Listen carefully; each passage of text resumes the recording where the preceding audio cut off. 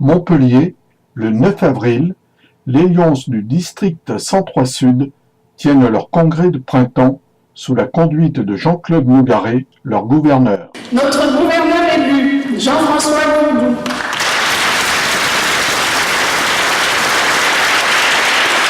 Notre passe-gouverneur, Marie-Albert. Le président du conseil des gouverneurs, Dominique Labussière. Le deuxième vice-gouverneur, Gérard Di Giorgio. Directeur international, Jean Oustin. Le commissaire général, Gérard Francalancy. Madame le maire, représentée par Madame Perrier. Monsieur le président de la région Languedoc-Roussillon, représenté par Madame la vice-présidente de région, Madame Ledin. Deux représentants de clubs italiens jumelés avec le club de l'Île-Jourdain, ainsi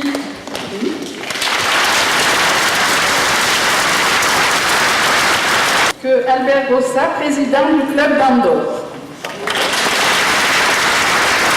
Mes chers amis, tout d'abord, je voulais vous dire très sincèrement tout le plaisir, l'immense plaisir que nous avons à vous recevoir ici à Montpellier, vous qui êtes venus des 4 points cardinaux de notre vaste district. La levée des couleurs. Je vous remercie.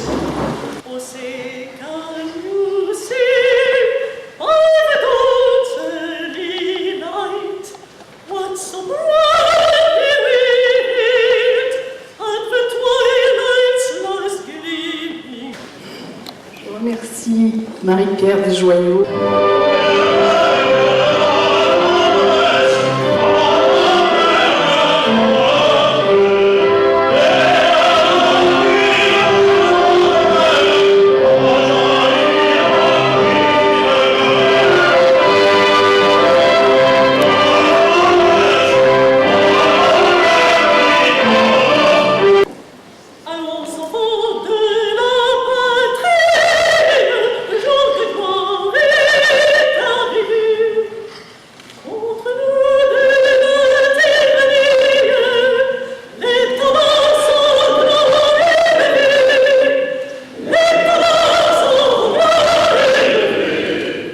Nous enchaînons avec l'hommage à nos disparus.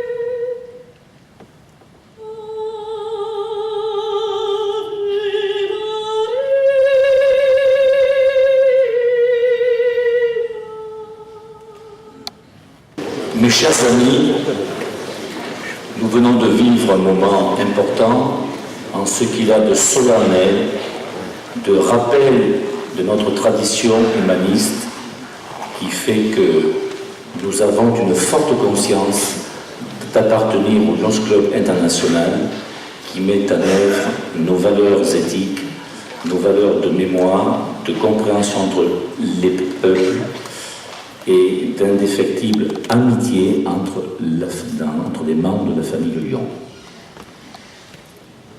Dans le registre de l'innovation, je citerai, nous avons eu le plaisir de présenter hier en cabinet le nouveau site internet de notre district. Roger, je te remercie. Dans un esprit plus agréable, plus convivial, plus culturel, nous vous proposons également au mois de mai un week-end en Catalogne. Sur le plan de la prospective, effectivement, il y a des évolutions importantes. Celle, je le rappelais tout à l'heure, d'avoir un président de zone en pleine responsabilité et pour qu'il ne souffre pas d'une durée de mandat qui est dans notre institution toujours un peu trop court, quand nous ouvrons désormais la possibilité d'avoir un président de zone renouvelable une année supplémentaire si le président et le gouverneur entrant le souhaitent. L'indispensable proximité entre la gouvernance et les clubs via les présidents de zone et les formateurs qui pour la première fois ont été associés à nos travaux dans les cabinets de janvier et de printemps. Parallèlement, renouveler les cadres de notre mouvement me paraît indispensable, c'est un gage d'avenir. En conclusion, mes chers amis, chacun à notre place, dans la dynamique de notre propre mission, sachant communiquer encore plus les valeurs qui nous animent, soyons conquérants, avançons et mettons-nous en marche sur le terrain avec toujours la même priorité, l'impatience de servir. Je vous remercie pour votre amicale attention et je vous souhaite un très très bon congrès. Merci beaucoup. Je suis Gérard Francarency, le commissaire du congrès. Alors je voudrais quand même vous annoncer quelques points techniques et puis faire une petite allusion personnelle. Au niveau du point technique, cette salle est une salle de 850 personnes, donc vous pouvez regarder autour de vous. Nous sommes 556 inscrits. Il y a 27 accompagnants. Autrement dit, nous sommes à peu près 600 pour ce congrès.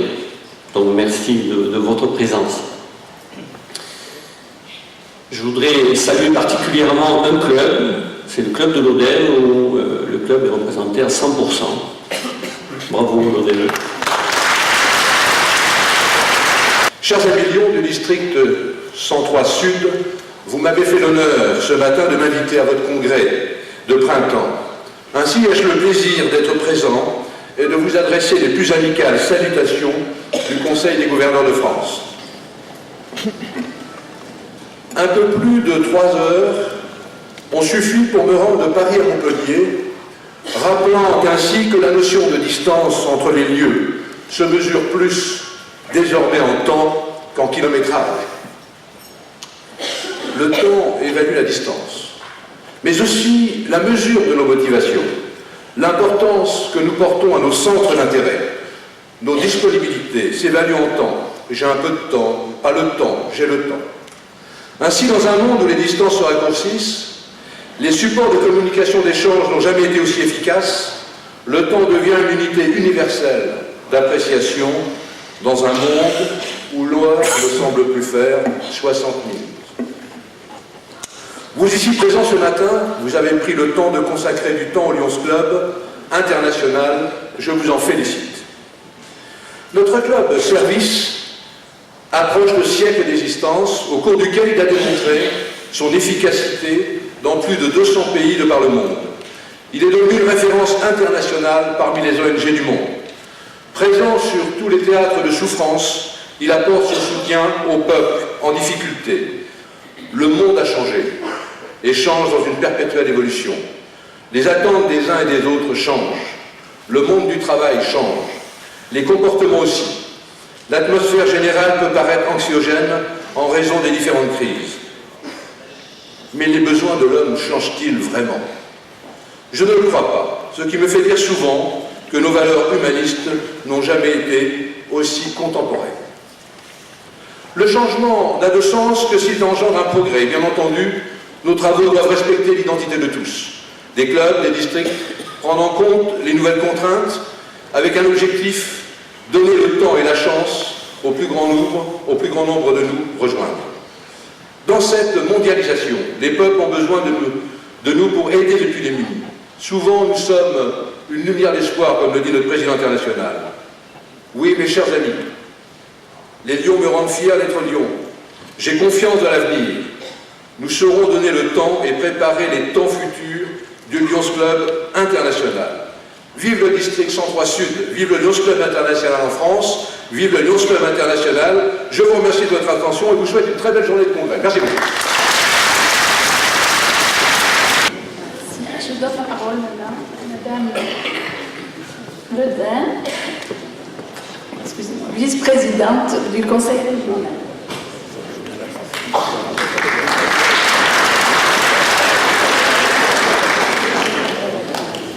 J'essaierai d'être brève, moi également. En tout cas, bienvenue à Montpellier. J'ai entendu ce matin 2 hymnes nationaux qui sont tous les 2, américains et français, les hymnes à la liberté, et les 2 pays fondateurs des droits de l'homme. J'ai noté également que, quand la salle chantait, sous votre impulsion, monsieur, nous avons utilisé non pas les farouches soldats, mais les féroces soldats.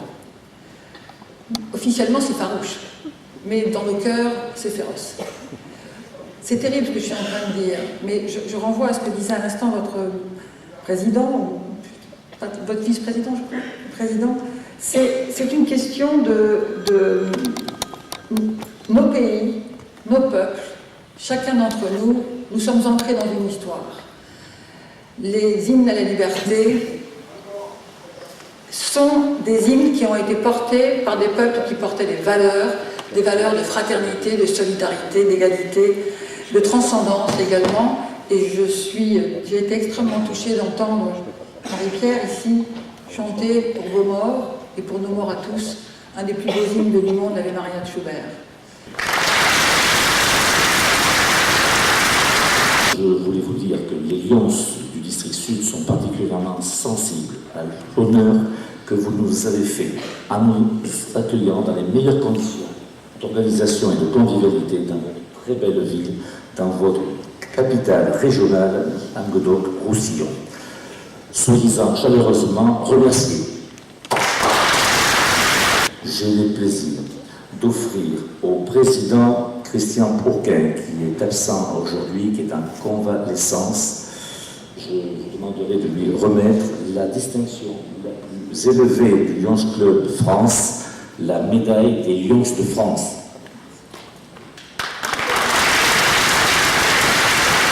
Maintenant, Madame Boyer, vous représentez Madame le maire de Montpellier. Bienvenue à toutes et à tous pour ce congrès national du Lions Club. Madame le maire, Madame Hélène Mandroux, vous prie de l'excuser.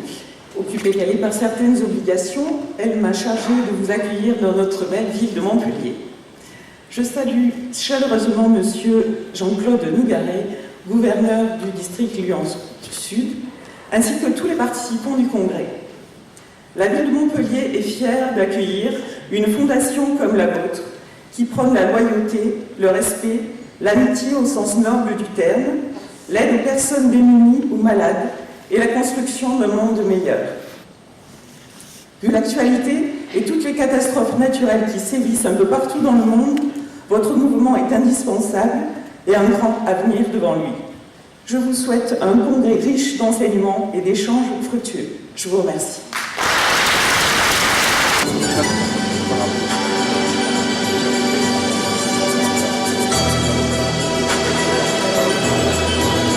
J'appelle maintenant Gérard Obégy, candidat au poste de vice-gouverneur, ainsi que le président de son club qui va le présenter. J'ai l'honneur de vous présenter la candidature de Gérard Obégy comme premier vice-gouverneur qui a été approuvé avec enthousiasme par les membres de notre club. Gérard est né le 31 mars 1939 à Marseille, marié, 3 enfants, 5 petits-enfants. Membre du Lions Club de la Grande Motte, Montpellier Littoral depuis 1991. Les distinctions aussi, notre ami Gérard n'ont pas. Médaille militaire, médaille du mérite dans le tourisme, médaille du mérite Lyon, puis la distinction de Melvin Jones, que j'ai eu le privilège et la fierté de lui remettre au mois de juin. Depuis son entrée dans le lionisme le 1er janvier 1978, notre ami Gérard a assumé avec efficacité toutes les fonctions statutaires relatives à la gestion de nos clubs. Il a occupé les postes de protocole, trésorier, secrétaire, président, commissaire général du congrès, président de zone, formateur, délégué de la commission nationale jeunesse, délégué Léo également. Gérard. Pour la troisième fois, on vous présente la candidature d'un premier vice-gouverneur. Le premier n'a pas été élu, le deuxième, vous avez vu, il a disparu, le troisième, il est devant vous. Le président de ma zone, de la zone 14, m'a dit « Oh là là, jamais 203, tu as du courage !»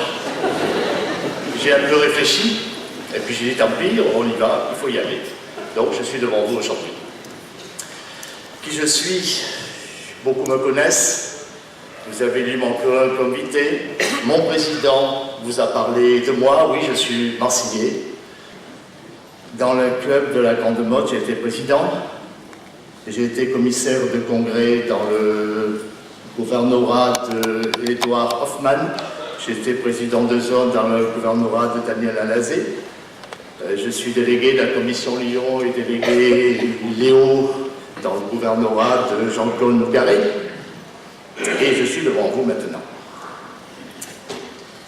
Mon programme, je n'en ai pas.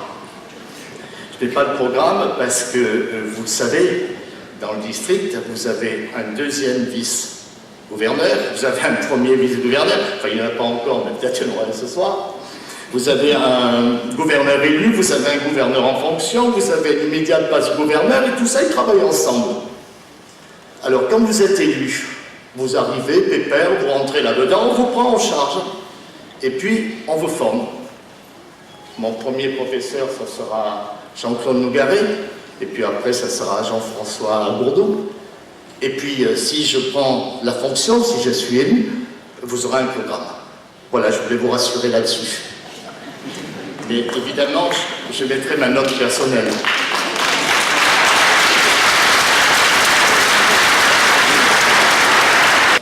Bonjour à tous. Cher Lyon, cher Léo, mes chers amis, je referme aujourd'hui une parenthèse ouverte lorsque vous m'avez confié au congrès de Saint-Flour le gouvernorat 2009-2010, dont je vais retracer simplement les grandes lignes. Alors je vous ferai grâce des kilomètres parcourus, des points perdus sur la route, des kilos gagnés grâce à vos toujours délicieux repas, des épisodes neigeux, orageux, des décisions quelquefois difficiles, car cette mission ne m'a pas été infligée, je l'ai choisie, non pas comme une distinction ou une promotion, mais une simple fonction du cœur au service des autres, en même temps qu'une responsabilité partagée. Ma priorité durant mon exercice était de travailler la vitalité, l'attractivité de nos clubs, le bien-vivre au sein de ce club, fidéliser nos membres et donner à d'autres l'envie de nous rejoindre. Nous nous sommes attachés toute l'année à promouvoir la pertinence de nos responsables, à rappeler nos fondamentaux, à assurer des formations pour nos jeunes lions. La gouvernance d'un district est affaire d'équipe. Associer les futurs responsables, qu'ils soient de club ou de district aux décisions, est une nécessité pour notre avenir. Nous avons, je le crois, au niveau du district, vécu et partagé l'amitié dans les valeurs du lyonnisme, tout comme j'ai eu le privilège de la partager au niveau national et international. Oui, notre mouvement est une source d'amitié inépuisable. Il nous donne la possibilité de grandir. Oui, nous construisons en ouvrant grand les portes de nos clubs, en ouvrant les portes de l'apaisement. J'ai eu la chance de travailler toute mon année autour d'une équipe soudée. Je renouvelle mes remerciements aux responsables de commission, aux chargés de mission, aux formateurs, à tous ceux qui ont participé à l'animation de nos ateliers, à mes présidents de zone, aux présidents de région, qui ont été de précieux coordinateurs, avec une pensée bien sûr pour nos amis Christian Fonquem, qui est président de région 1, et notre président de zone 43, René Caverzan, trop tôt disparu. Un salut particulier à mon fidèle secrétaire Laurent Durand et à mon non moins fidèle trésorier Elie Camaraza, à nos deux fées de la rue de l'Étoile, Monique Bordier et Brigitte Verne, au club de l'Odève Moissac et Mirepoix qui ont organisé de main de maître nos congrès et cabinets, bien sûr à mon club Carcassonne-Terrebonne qui m'a toujours démontré son soutien. Merci à vous tous, les amis Lyon et Léo, de votre accueil toujours chaleureux lors de mes visites, anniversaires de clubs et manifestations. Merci de m'avoir permis de vivre cette belle aventure humaine. Je garderai au plus profond de mon cœur votre amitié. Continuons à faire vivre ensemble notre beau district sud dans la paix et la sérénité. On dit souvent que chez la femme, l'amitié est voisine de l'amour. J'en conviens. Vous avez tous été mes amours, de temps en temps aussi mes emmerdes. Mais au fond, n'est-ce pas aussi cela le piment de la vie? Merci et longue vie à notre district sud et longue vie à notre grande famille internationale.